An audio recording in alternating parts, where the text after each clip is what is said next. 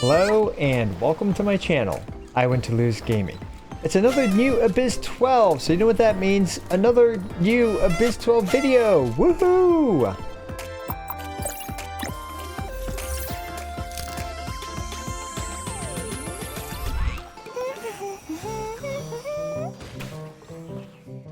Alright guys, I gotta be completely honest, this Abyss 12 was one of the hardest in recent memory, especially for me to clear with 4-star only characters.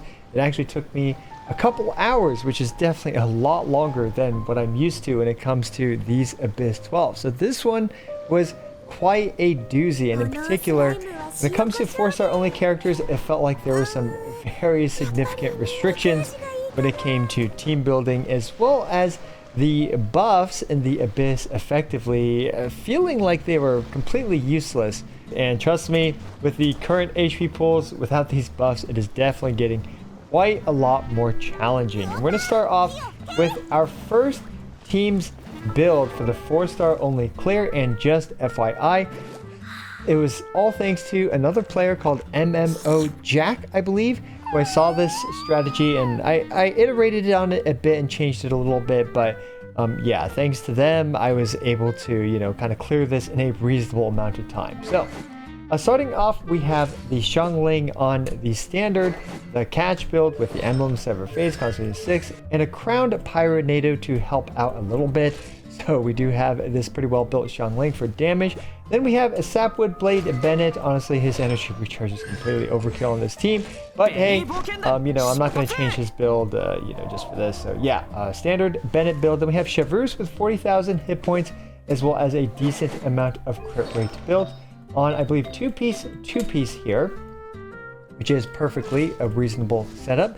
And up next, we have Official with a pretty good crit ratio, as well as the Golden Troop set, and her talents are pretty decent as well. So that is the first team. It is kind of a cookie cutter overloaded 4-star only team. Now let's take a look at the other team, and this team I mixed up a little bit here and there, but with the first attempt, and you know, for parts of it I used this specific team with Collei. And Collei, definitely one of the MVPs of this team. Well, actually, every member on this team was absolutely critical. She's got some pretty decent crit ratio going on here, and she's also boosted as well, which is nice. Definitely could use any boost that we can get right now. And Layla is, you know, just kind of built with a Favonius Tenacity support build. She's got some HP to help, and she's got a shield. Okay, actually, her HP is pretty low. Energy recharge is high, because the most important thing for her on this team is to have good uptime on her cryo application. You will see why soon enough. Next character is Kuki. So it's a cookie cutter hyper bloom team with Kuki Shinobu. Cookie cutter Kuki. And she is just using the 4-piece Flower of Paradise Lost to maximize the hyper bloom damage by a bit. And you know, her constellations and talents don't matter that much. Constellations help a little bit, so never mind. Her talents don't matter that much. And then we have Xingqiu, very standard, sacrificial sword build, a bit lopsided crit ratio, but his goal is to apply Hydra, do a little bit of damage, is nice as well. So, I also did a day 1 speed run, and you will see just the massive contrast in effort that it took to clear in comparison to the 4-star only team. So really quick, we can see that when you deal cryo damage, you do this shockwave of true damage, which is nice. However, the big daddy buff here is when characters have 0 energy, damage plus 75%. I gotta be completely honest, I'm not 100% sure how much of this actually applied to the top half team. Perhaps it applied a bit more than, you know, is nice, but I feel like not so much, right? Especially if this buff isn't snapshotted. But the second half, characters' normal attack cryo damage increased by 75%. We can obviously see who this is for. This is clearly for Skirk. So yeah, basically useless buffs for the second half team. I'm not sure about the efficacy of the top half team with this.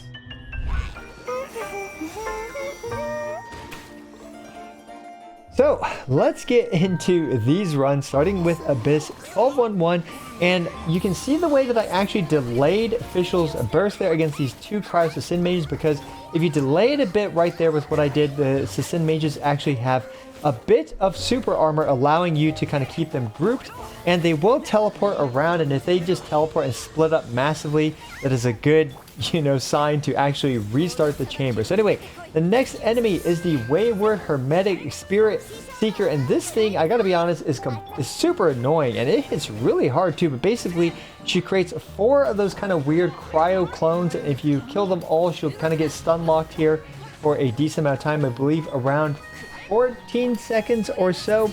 And in order to break those cryo clones, you want to use Pyro, and the numbers there where you can see the ward gauge is 8. And in order to, break it, you only need to apply 4 gauge of Pyro. So the smaller the number there for the GU required to break, the better. That's indicating, how much elemental application you need to apply in order to break it. So basically, you want to bring Pyro, you want to break all 4 of its clone things, and then, at which point it's kind of a sitting duck, although it does hit pretty hard. So yeah, a kind of close-ish, clearish time for that. Well, not too close, 8:47. But yeah, this next half of the Abyss 12 1, you start off, this is basically just a ton of HP along with a decent amount of invincibility frames on the boss, which makes this, a lot chunkier than it needs to be. So we definitely are seeing some HP inflation here. And this run doesn't look like it's particularly great given the uneven distribution of damage and hype boom between the 2 first robots.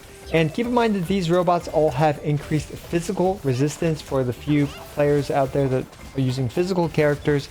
Just keep that in mind, that this chamber is not that physical friendly, although physical fortunately does have superconduct to help it with defense. But anyway, we have the perpetual mechanical array, and we actually have this standard hyper bloom team.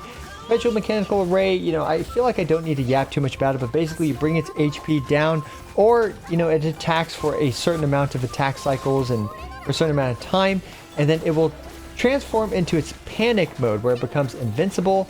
I believe, I don't know, like 30%, 20 to 30% HP, somewhere around there. It becomes invincible, where it goes into this, and then you look for the shiny robot add-on. In this case, we got the Dorito, which is one of the best ones to get because it has less HP than the crab and the octopus. So yeah, you definitely want to go for the Dorito or the snake if possible, and preferably they don't use their escape animation. But yeah, so anyway, we're going to take out the Hyper Boom, and now we take out the Legos on the ground that, happen to fortunately be right next to, the Dorito Legos. So able to take this out with just a few seconds to spare, already cutting it pretty close with this team. And now this next team, I kind of altered it a little bit because I was having trouble with Layla here.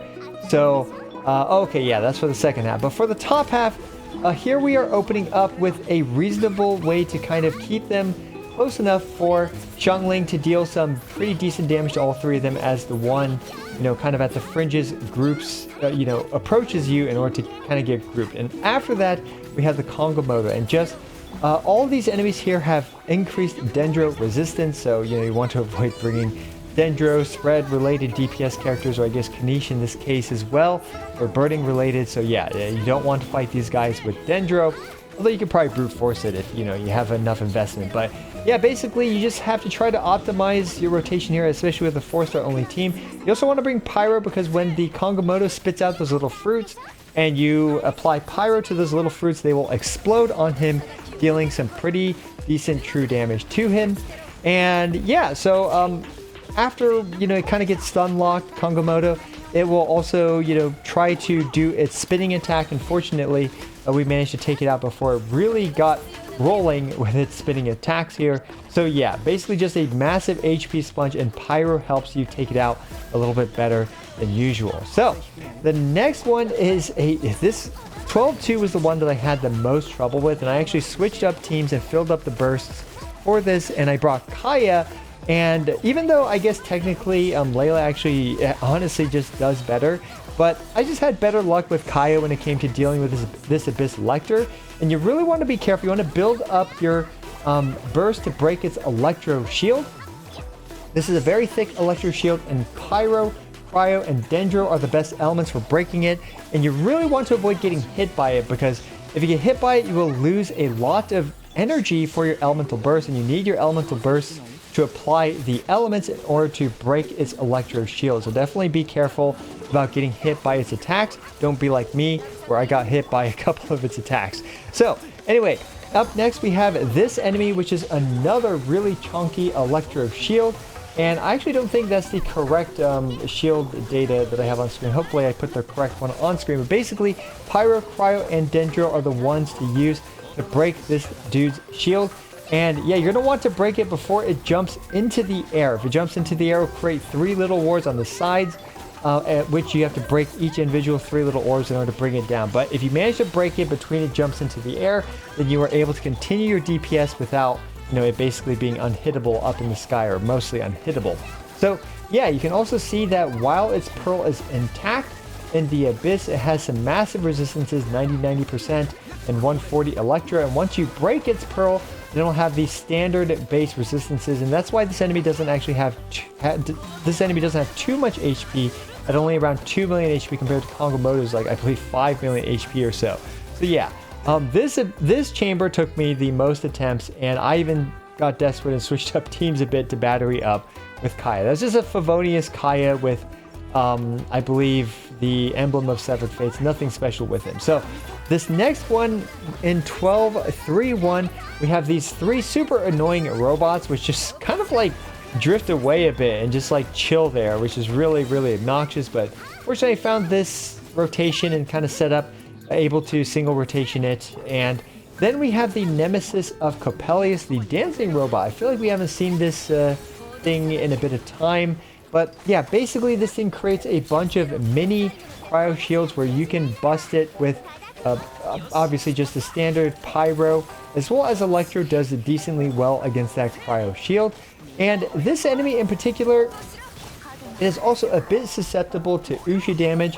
Usha damage will instantly break the cryo shields, although let's be honest, pyro damage also does, frankly, just a better job even because of the way Usha mechanics work. But yeah, if you apply enough Usha to it, it will kind of get stunned. It also deals some pretty good damage, so do keep that in mind. But fortunately we're able to face tank with the tankier Chevreuse and Bennett characters who have, pretty high HP because they're built with some HP. This enemy is not too special, mainly kind of an HP sponge with a bunch of mini pyro shields mini cryo shields where you want to break with pyro and perhaps electro as well. Now this enemy is one of the new ones that was introduced recently, and it is now in the Abyss 12. And this thing, when it's in sweeper mode, it has pretty much infinite resistances or 210% resistances. We're not going to crack through it, especially not with its over 4 million hit points health. In order to crack through it, you can see that little lightning bolt next to its life bar, where you want to keep it as close to, unfilled as possible. And because if you keep it unfilled, then it will have the lowered resistances with especially lower cryo resistance. In this case, Layla alone is perhaps the only 4-star character that can actually keep its little cryo gauge thing there at a minimum in order to reduce its resistances fully. I actually tried it with Kaeya, and surprisingly, Kaeya wasn't able to keep its resistance bar that low because his elemental burst does have some downtime, which I was actually quite surprised by. But yeah, Layla is, as far as I'm aware, one of the few cryo characters that can actually keep its thing very, very low without on-fielding the character. Like, for example, on-field Charlotte or something can likely do it. But basically, you need to apply a lot of... You can see the bar there, the lightning bolt going down thanks to the cryo attacks. And once that little circle is really low like it is now, then its resistances will be lowered for you to actually be able to deal with it. Another alternative is to use Night Soul State along with just standard resistance shred options, and that will bring its resistances to a more reasonable level. Like 50% is still really high, but you can still shred through that and still kind of deal with it. So yeah, cryo is definitely the way to go.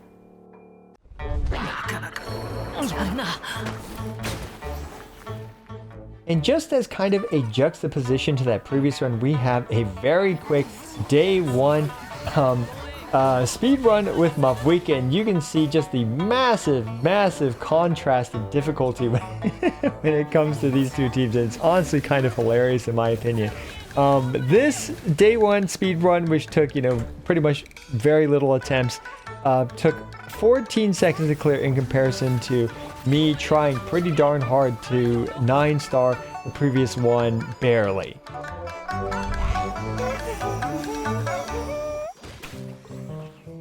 Alright, so we can yap a bit about this abyss. Obviously for the top half, it is very, very pyro favored, and you know, currently the abysses are still definitely going to favor Mavuika, so it's no surprise because Mavuika is kind of the main defining character of, you know, version 5.0. The abysses are going to be designed for her, although, you know, this is likely won't last forever, but she'll likely be good for a decent amount of time.